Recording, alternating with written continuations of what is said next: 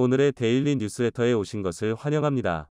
1. 한국의 금싸라기 땅들. 2. 이스라엘과 손잡고 바이든의 폭탄 발표. 3. 리튬 세계 1위 잭팟. 한국인들, 세계에서 가장 부유해진다. 한번 진실을 알아봅시다. 한국 땅 중 반도로서 유명한 지역 중 한 곳은 크림반도입니다. 그러나 2014년 우크라이나와 러시아 사이에서 발생한 일련의 사건으로 인해 크림반도는 우크라이나로부터 빼앗겨 섬처럼 분리되었습니다. 이 사건은 러시아 소치 동계올림픽 개최 당시에 발생한 것으로 알려져 있습니다. 크림반도는 우크라이나 땅에 붙어있던 반도였지만 오랜 세월 동안 크림반도와 우크라이나를 연결하는 저지대의 운하와 수로가 조성되어 있었습니다. 이로 인해 크림반도는 지리적인 안정성을 갖추게 되었고 우크라이나군은 쉽게 크림반도를 빼앗을 수 없었습니다. 이런 배경으로 인해 크림반도는 우크라이나의 영토이지만 사실상 섬과 같은 형태로 분리되어 러시아가 확보한 영토가 되었습니다. 이러한 사건은 지리적인 조건과 국제 정치적인 요인이 복합적으로 작용한 결과로 볼 수 있습니다. 크림반도의 섬화는 우크라이나와 러시아 사이의 영토 분쟁을 더욱 복잡하게 만들었으며 이는 국제사회의 주목을 받는 중요한 이슈 중 하나가 되었습니다. 땀을 되찾는 일이 매우 어려웠던 것이 현실입니다. 이외에도 중국의 산둥반도도 몽골 원나라 시기, 산툰반도의 저지대를 연결하는 자오저우만과 라이저우만을 연결하는 거대 운하를 팠는데 오늘날까지도 수계를 살펴보면 산둥반도는 사실 반도라기보단 엄밀하게 따져보면 마치 섬처럼 분할이 돼 있는 사망입니다. 이 때문에 칭따오, 웨이하이 엔타이 같은 산툰반도의 도시 원주민들 중 다수는 동이족으로서의 독특한 세시 풍속을 잘 지켜오고 있어 한반도의 주민들과 일부 비슷한 세시 풍속, 그리고 언어적 특색, 민족적 특색을 보여주기도 합니다. 그렇다면 한국에서는 반도 지형이었다가 섬으로 바뀌어버린 지형들은 어느 곳들이 있을까요? 첫 번째, 안면도. 조선 인조시대에 건설된 운하가 있습니다. 원래 안면도는 하나의 반도 지형이었습니다. 당시 조선왕조는 어마어마한 농업 생산량을 보여주던 충청남도 일대에서 많은 조세들을 쌀로 거두었는데 많은 배들이 천수만에서 출발해 안면반도 태안반도를 돌아가다가 풍랑에 의해 침몰을 하는 일이 잦았고 이는 당시 엄청난 국가적 손실을 가져왔습니다. 애써 생산한 쌀들이 그대로 바다 밑으로 아깝게 수잠되자 조선왕조에서는 대책을 제시했는데 그것이 바로 안면운하입니다. 조선 인조 입급의 안면을 참기리와 태안군, 남면 신혼리 사이 저지대를 굴착하는 공사를 착공하여 1638년 일명 판목운하가 완공했습니다. 이 운하가 성공하자 태안반도 천수만 주변의 많은 곡참지대에서의 조세가 원활하게 한양으로 가는 좋은 루트가 만들어졌고 좀 더 한양으로 가는 빠른 루트를 뚫기 위해서 굴포운하 즉 대한반도를 돌아갈 필요가 없는 짧은 루트를 뚫기 위해 노력했으나 지반이 너무 단단해 파다가 도중에 중단하였고 지금까지도 그때의 흔적이 남아 있습니다. 이 운하가 완공됐다면 태안반도 전체는 섬이 됐을 가능성이 높습니다. 그러나 현재 안면도는 조선 때 완공된 판목 운하가 지금까지도 잘 가동이 되면서 안면도는 지금도 섬처럼 남아있는 상황입니다. 안면도는 한국인들의 토목 기술을 잘 보여주는 곳입니다. 최근에는 안면도와 보령시를 연결하는 해저터널이 완공됨으로 인해서 조선시대의 운하 굴착 기술과 현대 한국의 해저터널, 토목 기술을 모두 관찰할 수 있는 아주 흥미로운 곳입니다. 두 번째, 승도동. 포항에 자리 잡은 운하로 포항제절 건설 당시 포항이 도시화되면서 하나의 자그마한 반도 지형이었던 송도동에는 원래 작은 물길이 있었으나 로 60년대 매립해 완전한 반도 지형이 됐었습니다. 그러나 2012년 5월 22일 착공하여 2014년 1월 완공된 포항 운하가 건설됐습니다. 동빛내항과 송도해수욕장을 연결하는 운하로 관광의 목적과 어선들의 이통행 주립을 자유롭게 하고자 하는 목적으로 만들어졌습니다. 결과는 대성공하여 많은 관광객들이 포항을 방문하면 꼭 방문하는 장소가 되었습니다. 포항시는 지진이 잦은 도시이기는 하지만 기후환경이 온대수분기후에 속하여 사시사절 온화한 기후를 띠는 한반도에서 사람이 살기 좋은 기후대에 속하는 몇 안되는 도시입니다. 다수가 냉대기후에 속하는 한반도의 도시들, 특성상 포항은 사람들이 아주 살기 좋은 도시인 것인데요. 그런데 이렇게 좋은 기후환경임에도 그동안은 제절소 등 공업단지의 이미지가 강하던 도시가 다양한 관광시설이 만들어지기 시작하면서 세계적인 관광도시로 떠오르고 있는 상황입니다. 포항은 현재 한국의 주요 국제도시로 성장하고 있습니다. 세계적인 IT회사 애플사가 포항공대에 R&D 센터를 만들었을 뿐 아니라 겨울철에도 온화한 기후환경으로 인해 세계인들이 선호하는 도시로 떠오를 것으로 예상되는 도시입니다. 그 중에서 가장 각광받을 지역은 바로 반도였다가 섬이 돼버린 송도 해수욕장과 포항 운하가 자리한 송도동 일대가 마치 뉴욕의 맨해튼, 부산의 해운대와 같은 도심지로 탈바꿈하게 될지 주목되고 있습니다. 세 번째, 김포반도. 김포반도는 한강하구, 서해바다로 인해서 하나의 반도 지형을 형성하던 곳입니다. 예로부터 삼면이 바다로 둘러싸여 있는 평야지대로서 경기도 최고의 곡창지대 중 한 곳이었던 이곳은 최근 김포 한강 신도시라는 수도권의 중산층들을 위한 대규모 국가 신도시가 만들어진 이후로부터 어마어마한 인구 집중과 도시화가 일어나고 있습니다. 그런데 이 김포반도가 이제는 섬이 된 상황입니다. 바로 경인 운하 경인 아라뱃길이 이유입니다. 과거 조선시대부터 굴포천을 파서 운하로 만들려던 조선왕조의 계획이 있었는데 그것이 불과 최근에 완공된 상황입니다. 해수면 높이로 만들어진 경인 아라뱃길은 명백히 김포반도를 섬으로 만들어놔 일각에서는 검단도 김포서 등으로 지형의 명칭을 물려야 한다는 제안을 내놓기도 해 흥미를 끌고 있습니다. 김포반도가 섬이 된 이후로부터는 한반도의 안보, 지정학에도 매우 도움이 되는 상황입니다. 자칫 북한이 한반도로 다시 밀고 내려오게 될 경우, 북한군이 김포반도로 도하를 하게 될 경우, 그대로 김포공항이라는 전략시설까지 그대로 탱크 부대가 밀고 들어와도 막을 수 있는 자연 지물이 마땅치 않았습니다. 하지만 거대한 배가 다닐 수 있는 운하가 만들어짐으로 인해서 서울을 보호하는 일종의 방어막을 만들게 된 시설이 바로 김포운하랍니다. 일반적인 하천의 경우에는 쉽게 가설 절교 등을 만들어 탱크나 대규모 병력 부대가 도하가 가능하지만 경인 아라뱃길의 경우에는 그 깊이와 넓이가 넓어 쉽게 건너지 못하는 시설인데요.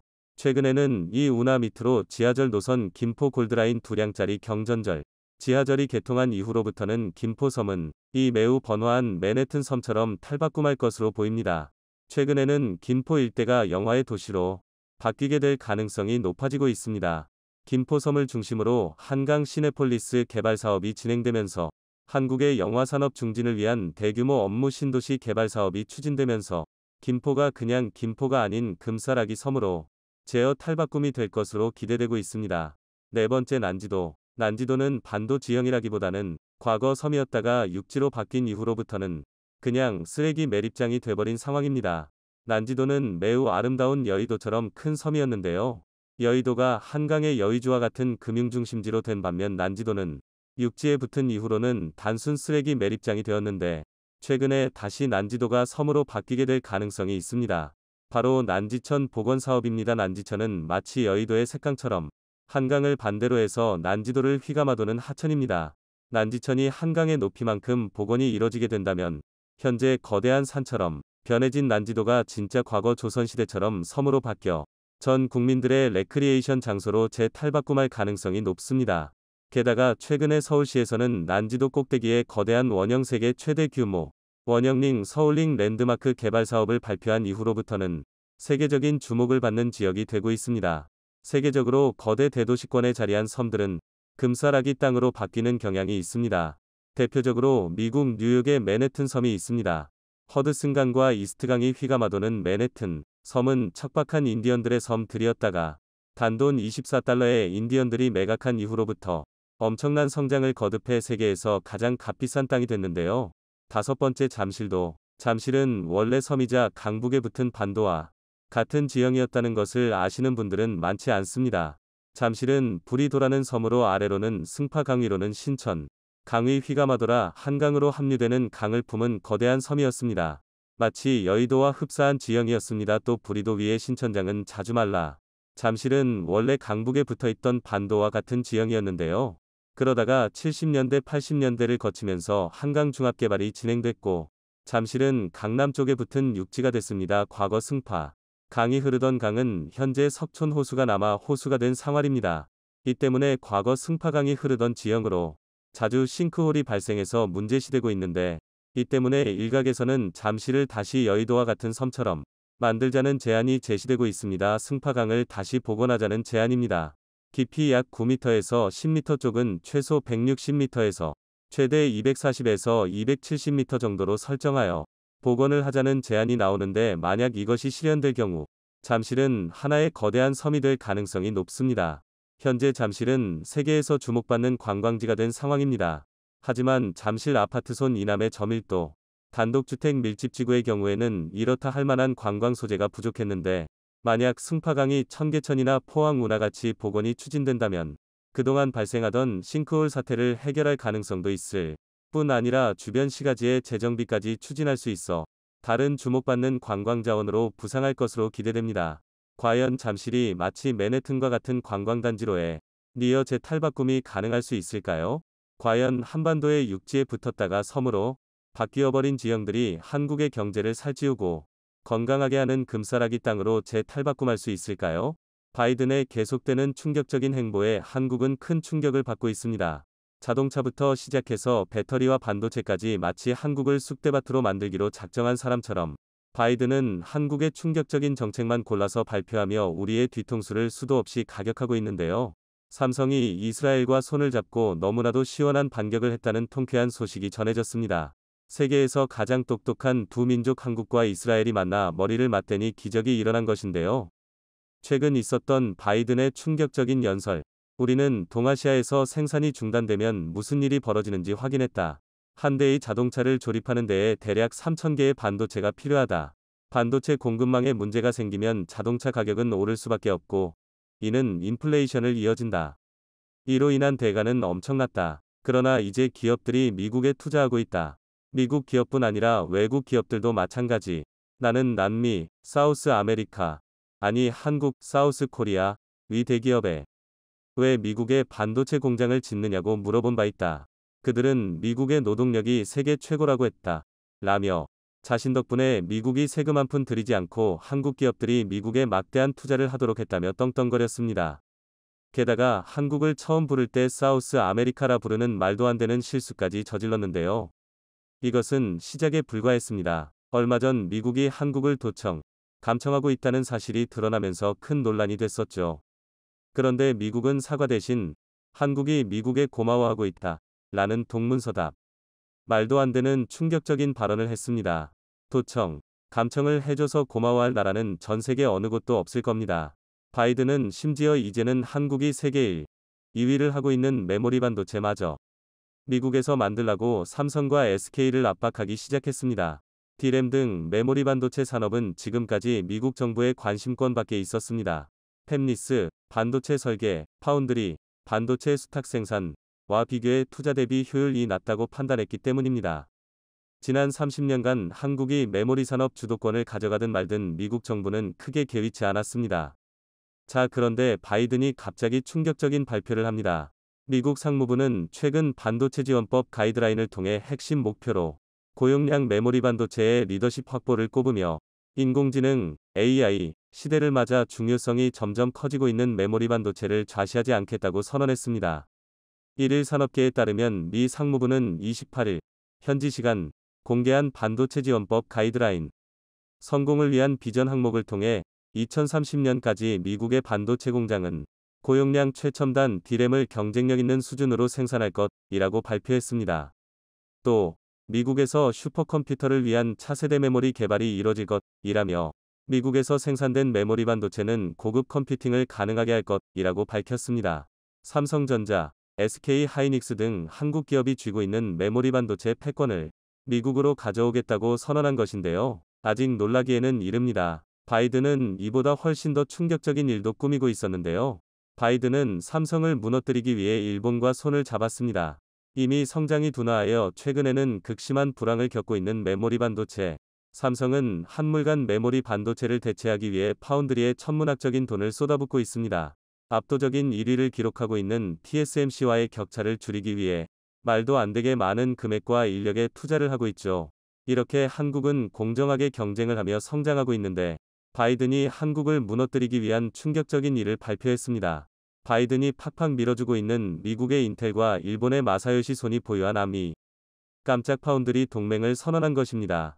암은 모바일용 반도체 설계에 필요한 IP를 가장 많이 보유한 기업입니다.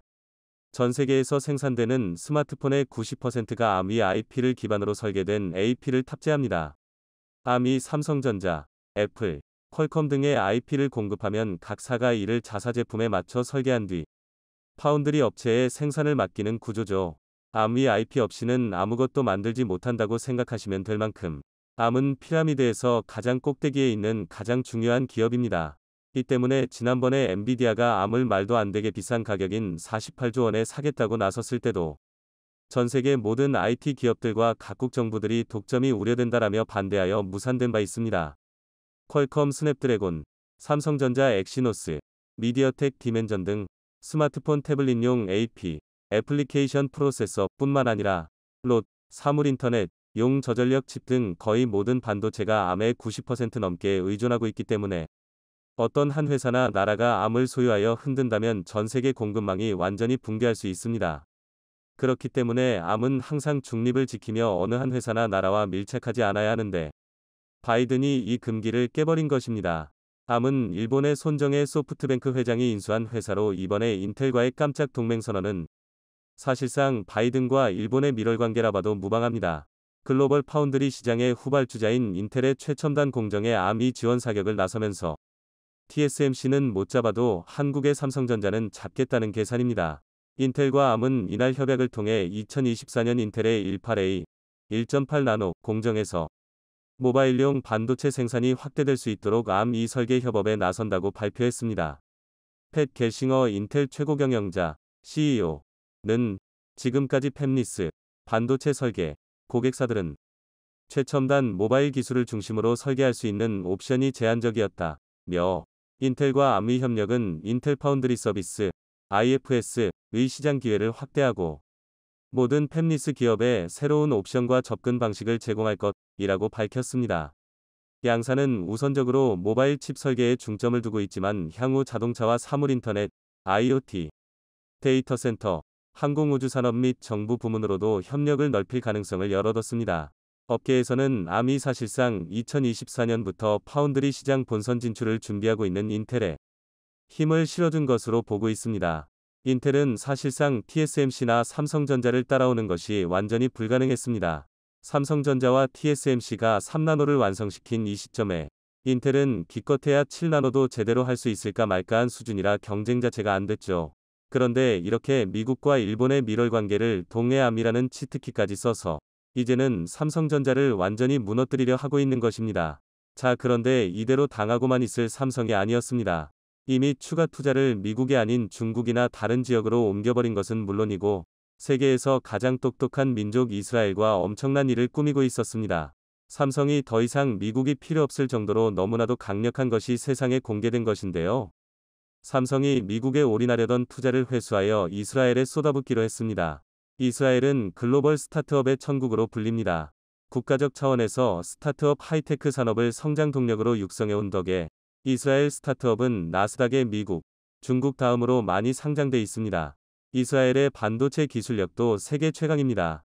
한국과 이스라엘은 아주 특별한 관계입니다. 이스라엘은 한국과 아시아 국가 최초로 FTA를 체결하며 한국이 이스라엘에 얼마나 특별한 존재인지를 강조했는데요. 머리가 좋은 민족답게 가장 강점인 분야도 빅데이터, 정보통신기술, 생명공학기술 등 비슷합니다. 이에 한국과 이스라엘은 4차 산업혁명을 두 나라가 주도할 수 있도록 이스라엘은 한국 기업의 파격적인 혜택을, 한국도 이스라엘 기업에만 엄청난 특혜를 주기로 했습니다. 관세를 없애는 것은 물론이고 두 나라 기업들이 협력하여 새로운 기술을 개발할 경우 세계를 지배할 수 있도록 모든 네트워크를 총동원하겠다는 것입니다. 삼성이 투자한 이스라엘 반도체 기업 중 윌롯이라는 곳은 우리의 상상을 초월하는 기술을 개발했습니다. 윌롯은 사물인터넷, IoT, 애플리케이션에 적용할 수 있는 배터리 없는 블루투스 기술을 위한 소형 반도체 칩을 개발했습니다. 스티커 크기의 센서를 작동하기 위해 주변의 방사선 등을 전력원으로 사용해 배터리 등 부품이 필요 없고 거의 무한에 가까운 수명을 확보할 수 있는 놀라운 기술인데요. 와이파이나 블루투스 스마트폰 전파 등 주위에 넘치는 전자파를 이용하여 배터리 없이 작동하도록 하는 꿈의 기술을 실현시킨 것입니다. 윌롯 블루투스 센서 태그는 전자파에 의한 발전을 이용하며 종이와 플라스틱에 인쇄된 안테나를 곁들여 사용합니다. 배터리를 내장할 필요가 없어 안테나를 포함해도 우표 크기에 불과하죠. 한국이 말 그대로 초대박이 났습니다.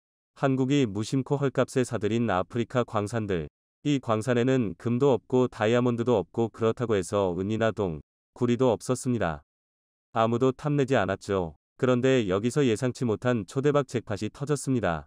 이에 그동안 한국의 뒤통수를 쳤던 미국과 리튬을 무기로 한국에 보복을 해왔던 중국이 비상사태에 빠져버렸는데요. 지금부터 이 놀라운 내용, 최고 수익률에서 여러분들에게 전해드리겠습니다. 곧 한국의 1위 기업이 바뀐다. 근거 없는 소리가 아니었습니다. 지난 수십 년 동안 한국의 1위 자리를 지켜온 삼성전자. 그런데 앞으로 몇 년 뒤에 1위 기업이 더 이상 삼성전자가 아니라 LG가 된다고 발표한 전문가들이 쏟아져 나오기 시작했습니다. 이는 바로 전기차 시장이 2030년이면 무려 3,500조 원 규모로 급성장할 것이기 때문이었습니다. 그리고 놀랍게도 지금까지 단 한 번도 보지 못한 3,500조 원이라는 엄청난 규모의 전기차 시장에서 한국의 현대차와 기아차가 시장을 주도할 것이라는 놀라운 전망도 나왔습니다. 18일 글로벌 시장조사 업체 리포트링커 기 발표한 세계 전기차 산업 동향 보고서에 따르면 오는 2030년 글로벌 전기차 시장 규모는 2조 7천억 달러, 약 3,508조 원에 이를 전망입니다. 이는 지난해 예상 시장 규모인 5,438억 달러, 약 706조, 보다 무려 5배나 성장한 규모인데요. 전기차 시장 발전 대표적 요인으로는 신종 코로나 바이러스 감염증, 코로나19, 여파에 따른 교통 문화와 기후 변화를 예로 들었습니다. 전 세계적으로 감염병에 대한 경각심이 심화되면서 대중교통을 꺼리는 분위기가 만들어진 가운데 기후변화의 심각성까지 대두되면서 전기차에 대한 관심이 급증하고 있다는 설명입니다. 글로벌 전기차 시장 발전을 주도할 업체도 공개했습니다. 총 594개 기업을 검토해 17개로 추스렸습니다.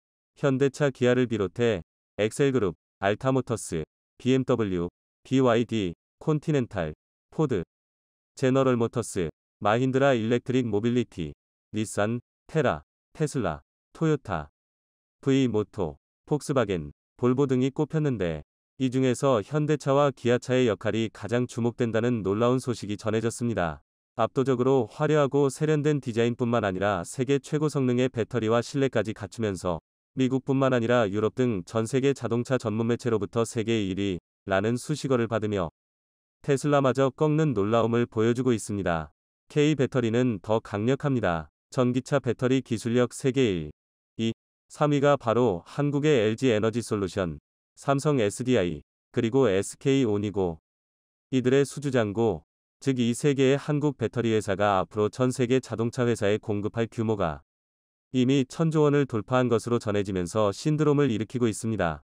SNE 리서치는 앞으로 추가 주문이 한 건도 없더라도 한국의 배터리 3사는 2030년까지 공장을 100%로 가동할 수 있다는 놀라운 소식을 전했습니다. 지구 역사상 이렇게 강력했던 적은 없습니다. 자, 그런데 미국은 이렇게 3,500조 원이라는 천문학적 규모의 전기차 시장을 한국이 독식하게 될 것이 아니고 왔는지 인플레이션법을 만들어 현대차의 뒤통수를 치고 배터리도 세부 조항을 여러 추가해 한국산 배터리가 미국 시장을 독식하지 못하도록 충격적인 방법으로 깎아내리려 하고 있습니다. 중국은 한술 더 뜹니다. 배터리의 핵심 재료인 리튬, 이 리튬을 통제하여 한국에 보복 조치를 가하려 하고 있습니다. 중국은 전 세계 리튬 광산을 싹쓸이하여 한국이 배터리 최강국이 되지 못하도록 한국으로의 수출을 통제하려 하는 충격적인 계획을 만들었습니다. 중국이 2025년까지 세계 리튬 생산의 3분의 1을 통제하게 될 것이라고 블룸버그 통신이 13일 보도했습니다. 스위스 투자은행, IB, UBS 그룹은 보고서를 통해 중국 기업들이 자국과 외국의 광산에서 지난해 19만 4천 TW 리튬을 생산했으며 2025년까지 생산량을 70만 5천 TW로 늘릴 것이라면서 이같이 관측했습니다. 리튬뿐만이 아닙니다. 중국은 전 세계 핵심 광물을 거의 장악하다시피 한 상태입니다. 배터리 양극재에 쓰이는 리튬과 코발트의 경우 중국 재련 의존도가 60% 안팎일 정도로 높습니다. 특히 전기차 성능을 결정하는 양극재 핵심 소재, 니켈, 코발트, 알루미늄, NCA, 전구체의 중국산 비중은 99.99%나 됩니다. 중국을 거치지 않고서는 광물 확보가 사실상 불가능한 셈입니다. 이는 중국이 2000년대 초부터 천연자원 매장량이 풍부한 중남미와 아프리카를 집중 공략한 데 따른 결과입니다. 중국개발은행 수출입은행은 매년 최대 90억 달러씩을 이들 지역에 대한 자원 개발에 투자했고 이를 통해 핵심 광물을 싹쓸이 하고 있습니다. 중국 최대 전기차 업체인 BYD는 현재 아프리카 리튬 광산 6곳 인수를 추진 중인 것으로 알려졌습니다. 중국이 지난달 아프리카 17개국의 채무 23건을 면제한 것도 이들이 중국의 빚을 갚지 않는 대신 중국이 아프리카 광산 개발권을 99년간 독점하는 충격적인 계약을 체결했기 때문입니다. 충격적이죠. 자, 그런데 결국 아프리카 국가들이 대반전을 만들어냈습니다. 중국과 했던 계약들을 모두 취소하고 한국에 세계 최대 규모의 광산들을 모두 줄 수 있다는 파격적인 발표를 한 것인데요. 한국은 초대박이 나버렸습니다. 아프리카는 2차 전지 소재가 풍부한 곳입니다. 코발트는 DR 콩고가 전체 매장량의 약 56%인 350만 톤을 보유하고 있고, 만간은 남아프리카 공화국과 가봉이 전 세계 매장량의 약 40%를 차지하고 있습니다. 또 니켈은 전 세계 매장량의 약 10%를 차지하고 있는데 남아공과 마다가스카르가 주요 생산국이며, 리튬은 짐바브웨가 현재 세계 5위 생산국입니다. 흑연은 모잠비크, 탄자니아를 중심으로 전 세계 매장량의 약 20%를 차지하고 있습니다. 이처럼 아프리카에는 2차 전지 소재가 풍부하지만 인프라가 부족한 것은 물론 행정의 불투명, 파이낸싱 확보의 어려움 등으로 사업 환경인 열악한 상황입니다. 보츠와나, 남아공 등 일부 국가를 제외하고 대부분의 아프리카 자원북국들의 부패지수와 사업 용이성 지수는 세계 최하위권을 면치 못하고 있습니다. 자, 그런데 아프리카 국가들이 대반전을 만들어냈습니다. 돈 몇 푼 빌려준 뒤 자신들의 항구 점유권 99년과 광산 독점 개발권 99년을 가져가 버리는 중국의 만행에 결국 아프리카 시민들이 폭발한 것입니다. 사모아 공화국은 이미 중국 관련 사업 부채가 대외 부채 절반에 육박하자 사모아 첫 여성 총리는 1대1로 사업을 전면 보류한다 라는 충격적인 발표를 한 뒤 한국의 2차 전지 소재 관련 광산 개발권을 한국에 전부 줄 수 있다는 파격적인 소식을 전했고, 스리랑카도 중국 국영기업의 개발권을 넘겼다가 대규모 반정부 시위가 일어나면서 스리랑카 대통령은 몰디브로 도망갔습니다. 이후 새로운 스리랑카 정부는 중국 대신 한국에 광산 개발권을 팔 수 있다는 놀라운 소식을 전했습니다. 몰디브도 마찬가지입니다. 중국의 1대1로 사업으로 진비지 나라 전체 GDP를 넘어서 버리자 국가부도 사태를 선언한 뒤 중국이 아닌 한국과 손을 잡아야 한다는 현지 언론들의 보도가 쏟아져 나오기 시작했습니다. 아프리카국들이 이렇게 놀라울 정도로 한국에 호의적인 이유는 한국은 그동안 중국과는 달리 아프리카 국가들을 마음으로 도와주었습니다. 진심이 통한 것이죠. 아무런 대가도 없이 아프리카에 병원과 학교를 세워 아프리카 시민들의 기본적인 삶을 보장해 주었고, 식량이 부족해 하루에도 수많은 이들이 목숨을 잃고 있는 아프리카에 한국산 쌀을 개량해 아프리카 기후에서 최적화된 쌀을 개발하는 데 성공했고, 결국 아프리카에서 한국산 쌀이 넘쳐나도록 만들어 주었습니다. 한국 덕분에 앞으로 몇 년 뒤면 아프리카에서 밥이 없어서 굶어 죽는 이는 없어지게 되는 것은 물론이고, 이제는 아프리카에서 다른 나라로 쌀을 수출하여 부유한 국가로 거듭날 수 있는 기적이 만들어질 전망입니다. 이 때문에 기적을 만들어준 한국의 아프리카 국가들이 보답을 하겠다며 현재 이렇게 중국과의 광산개발 독점권 계약을 파기해버린 뒤 한국에 몰아주는 놀라운 상황이 만들어지고 있는데요. 한국의 대박 행진은 아프리카에서만 일어나고 있는 것이 아닙니다. 아르헨티나 옴브레 무에르토 리튬 여모지아에서 뽑아올린 염수를 저장해둔 호수. 원래는 이곳을 중국이 비싼 값을 쳐주겠다며 아르헨티나로부터 사들이려 했습니다. 염호의 면적은 25,500헥타르로 서울 면적의 3분의 1에 달하는 엄청난 규모입니다. 그런데 한국의 포스코가 결국 이곳을 중국보다 더 비싸게 돈을 지불하고 사는 파격적인 결단을 내렸죠. 자, 그런데 포스코가 이곳을 인수한 뒤 추가 탐사를 해보니 원래 추정 매장량보다 무려 6배가 많은 리튬이 매장되어 있었습니다. 염호는 소금호수라는 명칭과 달리 지하에 리튬을 함유한 염수가 매장되어 있는 곳입니다. 수백 m 깊이로 구멍을 뚫어 뽑아올린 지하 염수를 사용합니다. 매장량 측정 방법도 같습니다. 이전 소유 업체는 탐사공을 15곳만 뚫었습니다. 반면 포스코는 2년간 탐사 범위를 넓혀 30개를 더 뚫었습니다. 300터부터 400m 깊이까지만 뚫은 기존 업체와 달리 포스코는 600m까지 파내려갔습니다. 그 결과 추정 매장량은 220만 T에서 1350만 T로 늘었습니다. 초대박이 난 것이죠. 호주에서도 잭팟이 터졌습니다. 세계 최대 규모의 리튬 광산이 모여있는 호주가 한국의 리튬 광산 개발권을 쥐어주며 동맹관계를 과시했습니다. 호주는 최근 수년 동안 한국산 탱크부터 시작해 자주포 등 한국산 무기로 자국 군대를 도배시키는 파격적인 결단을 내리더니 이번에는 미래산업의 쌀로 불리는 리튬마저 한국에 몰아주기로 하는 파격적인 결단을 내렸습니다. 호주 정부는 한국 기업들은 최고의 비즈니스 파트너라며 한국과 사업을 함께하면 막대한 돈을 벌 수 있을 뿐만 아니라 주변 환경도 완벽하게 보존되어 이보다 더 좋을 순 없다고 극찬을 아끼지 않았습니다. 오늘도 감사합니다. 최고로 멋진 하루 보내시길 바랄게요.